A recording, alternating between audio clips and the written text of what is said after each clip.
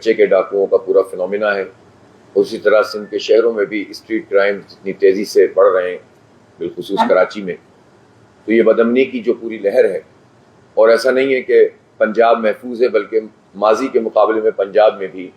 Law and order کی situation خراب ہی ہوئی ہے، بہتر نہیں ہوئی ہے. تو اس کا مطلب یہ ہے کہ مجموعی طور پر جو ملک کے لوگ ہیں وہ اپنے آپ کو محفوظ محسوس نہیں کرتے. دوسرے اعتبار سے جتنے بھی پبلک اوپینینز کے پولز آ رہے ہیں، ان پولز میں پتہ چل رہا ہے کہ ملک میں 74% افراد ایسے ہیں کہ جو اپنی آمدنی کے مطابق اپنے اخراجات نہیں کر سکتے، بلکہ ان کو قرض لینا پڑتا ہے.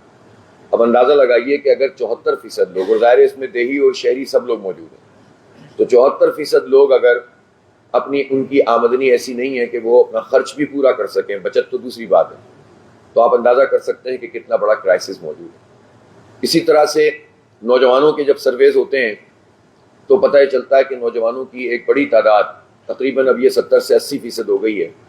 جو یہ کہتی ہے کہ ہم اس ملک میں نہیں رہنا چاہتے، اس لیے کہ اس ملک میں ہمارے لیے اپرچونٹیز نہیں ہیں. اب بات یہ ہے کہ اتنی مایوسی کی صورتحال میں اگر اس ملک کے حکمران اپنی چیزیں بہتر نہ بنائیں، گورننس ٹھیک نہ کریں، لا اینڈ آرڈر کی سچویشن ٹھیک نہ کریں، اور اپنی مراعات کم نہ کریں، اپنی جو ان کو عیاشیوں کی مراعات حاصل ہیں اس کے اوپر قدغن لگانے کی کوئی کوشش نہ کریں، انتظامی اخراجات بڑھتے چلے جائیں اور عوام کے اوپر ٹیکسز کا بوجھ ڈالتے چلے جائیں، بجلی کے بل مہنگے ہو جائیں، گیس کے بل مہنگے ہو جائیں، پیٹرول پہ لیوی لگی ہوئی ہو. اب جو تاجر پیشہ لوگ ہیں، تجارت کرتے ہیں، تجارت پیشہ اور صنعت کار ہیں، اب ان لوگوں کے اوپر بھی اگر ایکسپورٹرز ہیں تو ان کو شکایت یہ ہے